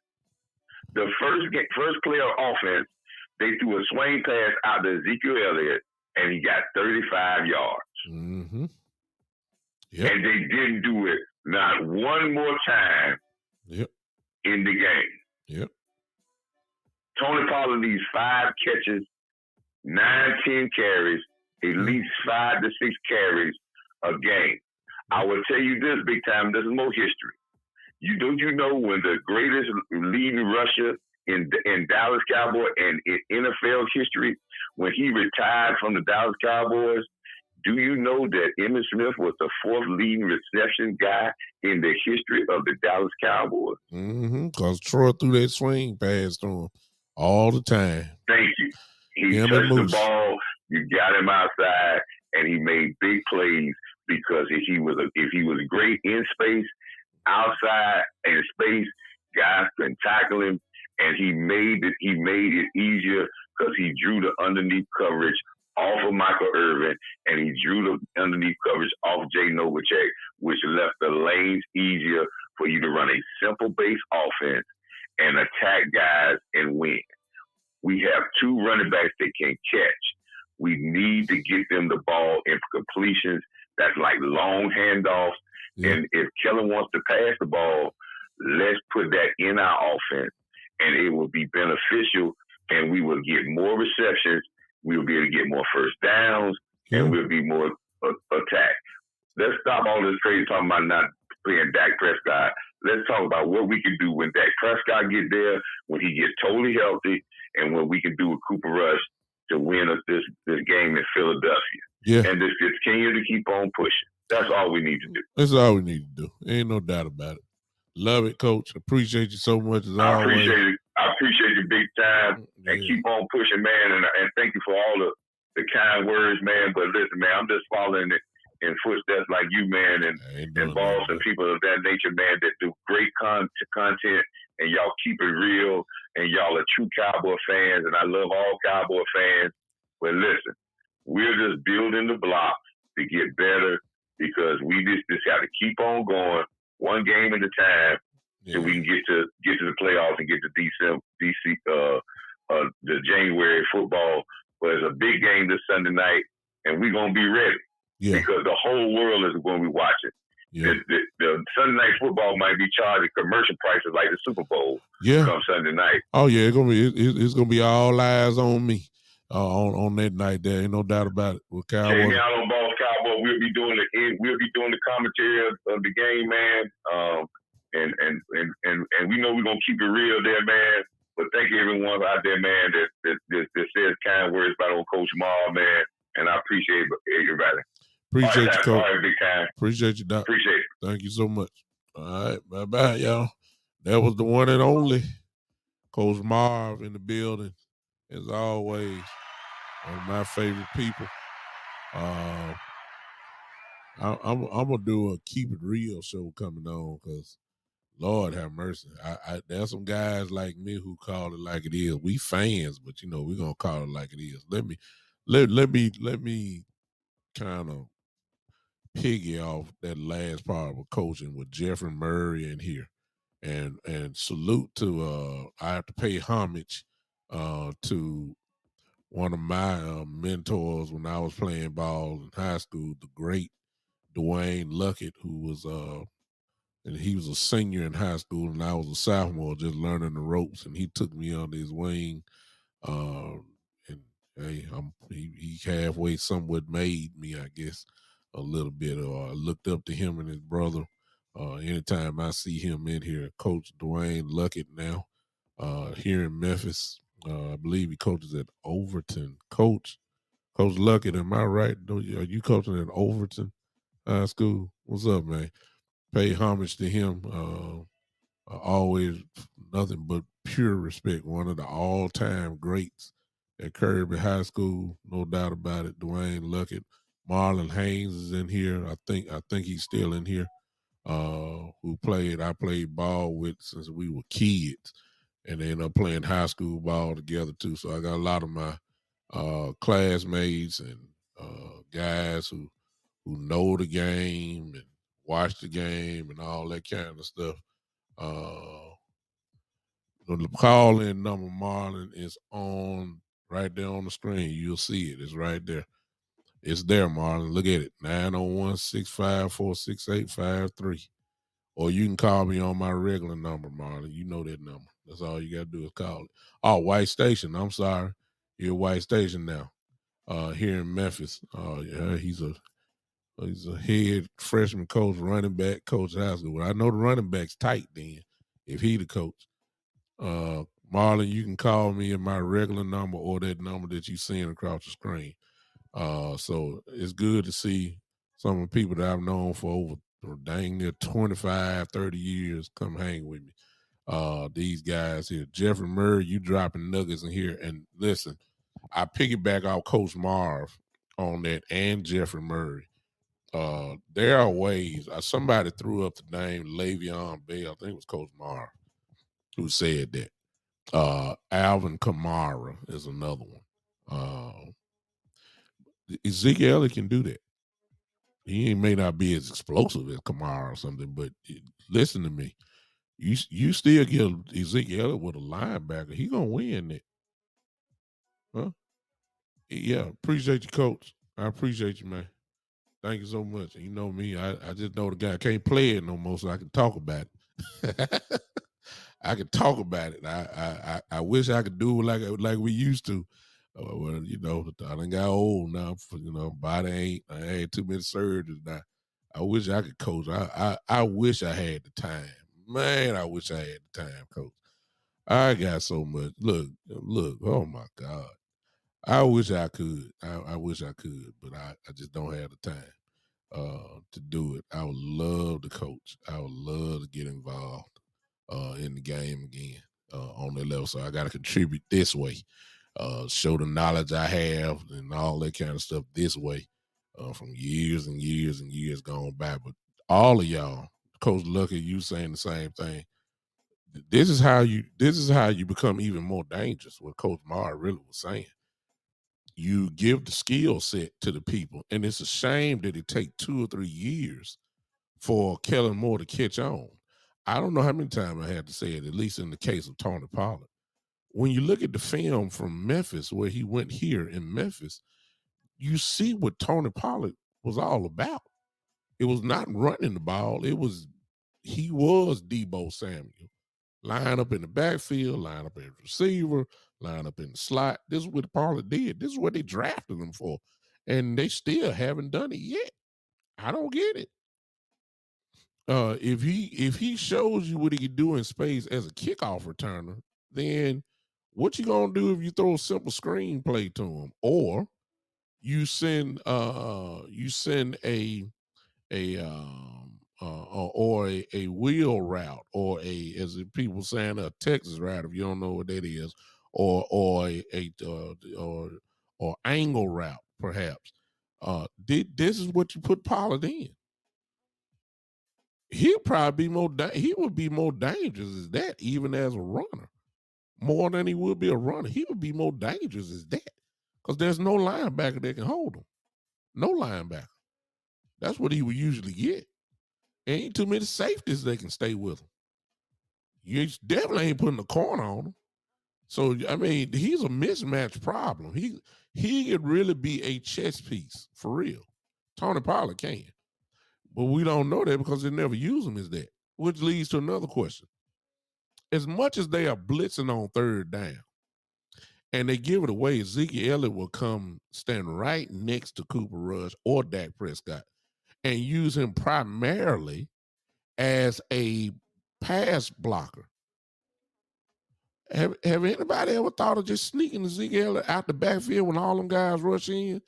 He's standing just about 2-3 yards behind the rush and ain't nobody there. Anybody ever thought about that?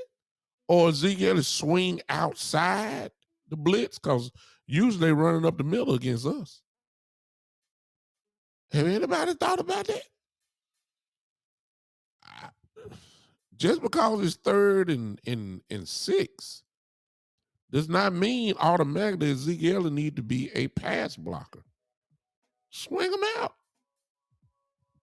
That never happened, but you know, like I said, sometimes it take 3-4 years for it to finally figure out. Then it's too late.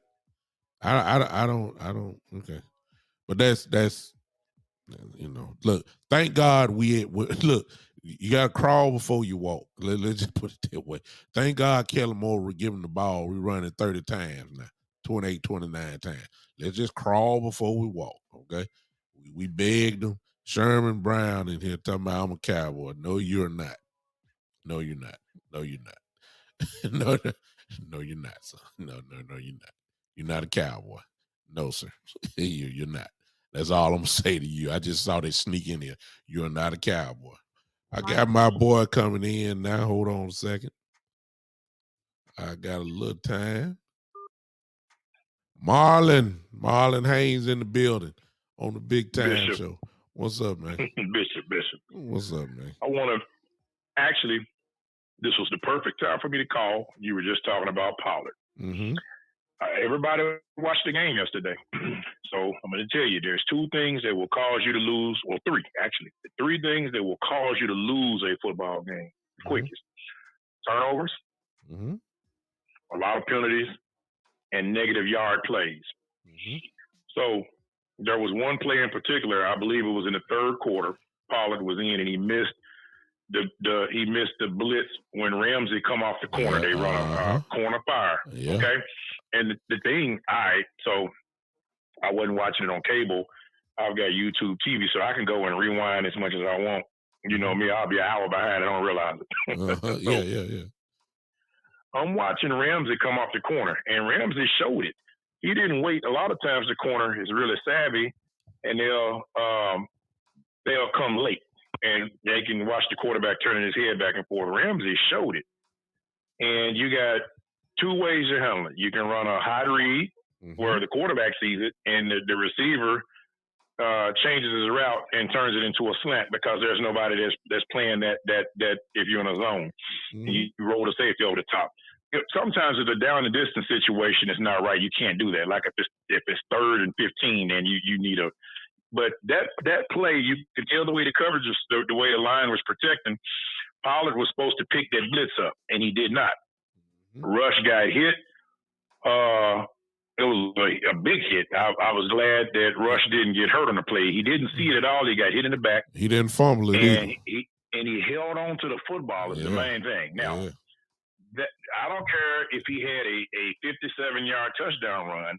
If Rush had gotten hit on that play and fumbled the ball and they had a scoop and score, that play could have easily turned the entire game around. And you know you don't have an explosive offense. Now, the way they play the ball right now, that's the recipe. I've seen this recipe work on a lot of places, man. Run the football. First of all, when you run the ball, you cut the game down. You don't have to play as much defense because you're going to control the clock. When you throw the ball 40 times, incomplete pass, getting out of bounds, those kind of plays, the clock stops. And then you have to play more defensive snaps. If you take a look, one of the reasons that this defense is playing well is because they don't have to play as many snaps as they used to. But I want to get back to Pollard. Pollard's really good when the ball is in his hand. Pollard is not nearly as good of a ball player as Ezekiel Elliott when neither one of them has the ball. So if you think about it, if you have 60 offensive plays, and let's say Zeke touched the ball 20 times, Zeke is excellent the 40 plays that he didn't touch the ball. And that's very important. And all people look at, fantasy football controls a lot. If you didn't see the game or all you care about is how your team did in fantasy, you only care when your player has the ball. But you have to be good when you don't have the ball. You've got to be good at play fake, blitz pickup. There's a lot to it, man. And I trust the coaches. They know. And I want Pollard to be as good a player as he can be. His family cooks good barbecue. I'm sure you've been there before. But the truth of the matter is that right now, I don't view Tony Pollard as an every down back in the NFL. He's not. Not until he becomes a complete back. No, he's not. And I don't see that. That doesn't mean he can't get there. To be honest with you, he was a full-time wide receiver, and he's made the conversion. Hard worker. Everybody speaks well of him. We ready to throw Zeke under the bus because Pollard averages more yards per carry. Ezekiel Elliott does the dirty work. On 3rd and 1, 4th and 1, I want Elliott to have the ball. I trust him. If he's trying to make that drive in the last 2 minutes of the game and they come with a blitz, I trust Ezekiel Elliott in there. I think one of the reasons that people are dismayed with Elliott is because of the contract. I don't think it's got anything to do with the production. And I think it's the same thing with Dak. Dak makes $40 million a year, so that makes him a lightning rod. Anytime somebody criticizes Prescott, this is all I want to know. Tell me who else is available. Now, they have to be available. You don't come talking about, well, I want Tom Brady. He got to be available. Who else can you get, Brooks, that's available that you would prefer to have? Ain't nobody out there, man. Nobody. You know. So then that's like anything in life. What you have right now is the best that you can get unless you're able to upgrade and get something better. Oh yeah. So that's basically all I have. Well, there's one other thing that I want to say. There was a caller. I'm out to shit you off because my time is just about up. You out of time? Okay. Well, look, we'll get you next week. Well, we'll get you next week. You gonna hear it again, man. I appreciate you, Marlon. Okay, Brooks. Yes, sir. Good show. Thank you. And that is my partner. Also, respect to him, who's another coach in his own right. That is Coach Marlon Haynes, who's coached on the high school level as well, for my former school and other assistant coaches at other places as well. I got guys on here who know the game. If y'all don't know, Marlon Haynes is actually and Coach Marv were college teammates as well, playing football, collegiate ball. Coach Luckett here, who's coached in the city here in Memphis, now at 2 schools, is climbing up the ranks as a coach that everybody knows. Plenty of knowledge here on the Big Time Show. Jeffrey Murray, you can tell by his comments, he knows the game. Everybody on my show know the game. Every caller I had, they know the game. Even some of these haters on here, well, I ain't gonna give y'all that credit. Y'all want to say something, but you can't because the Cowboys lighting it up right now. We gonna holler at y'all, man. I appreciate y'all. Hey, Saturday Night Smoke, appreciate you, man. The next time you guys hear me will be possibly, I may come doing this week. I'm all work this week, so I may show up all week long. Because we gotta get ready for the big one. Y'all know what time it is. Everybody, the pom-poms being ordered. Everybody now want to jump the Philly bandwagon. Now we done knocked them off the Ram bandwagon. We knocked them off everywhere else. Marlon, I don't know what it is. They lurking. All haters are lurking. They can't wait till we lose because then you gonna hear everything. Everybody, that's what I'm saying. Everybody getting Philadelphia Eagle pom-pom skirts, boxer shorts, leggings. They buying wristbands, hats, car flags. They buying it all right now. Everybody want to jump on Philly bandwagon. They want us to lose so bad. Don't be surprised, y'all, if we go down there and hit them dead in their mouth like we done hit everybody else in their mouth. I'm closing. I'm out. Y'all see all the ways you can join the show. There it is there for you. Most of you know it. Most of you already follow me in a lot of these spots. Most of you already know the Cash App and everything else. Exactly. Coach Marv still with me. He's still dropping nuggets, as you can see. He said if you have Tony P as a weapon out of the backfield in the pass game, you neutralize the Russian linebacker, and that's help is blocking. That's coaching stuff there. I 100% agree with it. That's kind of what Coach Luckett was saying at the same time. Jeffrey Murray said the same thing, kind of like that. So, these are another angles of the offense that can be used for us to get even better, even more potent, even with. See, this type of stuff can happen with Cooper Rush in. Seriously. If you throw Pollard something out the backfield, he capable of going all the way with it easily, and it'll be a 5-yard swing pass, but it'll be an 80-yard touchdown. I mean, this can be implemented now, and we just might need that as I close. We just might need some of this with Coach Marv and Coach Luckett and Coach Haynes and Jeffrey Murray were talking about. We might just need some of this stuff for this week because Philly like the blitz, don't they? Uh-huh. Yeah. It will work this week, wouldn't it, y'all? Mm-hmm. I think we got something to talk about, don't we? Y'all tune in. Turn on the live notification. I might come back tomorrow morning. Y'all, I'm serious. It may be tomorrow afternoon. I'm off all week long. I got something to talk about, y'all, about this Philadelphia game. Y'all turn on the notifications. Turn them on. So when I go live, it'll pop up on your phone and all that. I got something to talk about. I may not wait just to Saturday. I might be with y'all tomorrow. Yeah, I feel like we got something to talk about tomorrow. What y'all think? I know my boys will be on tomorrow night. I may come in tomorrow afternoon sometime. How about that, y'all?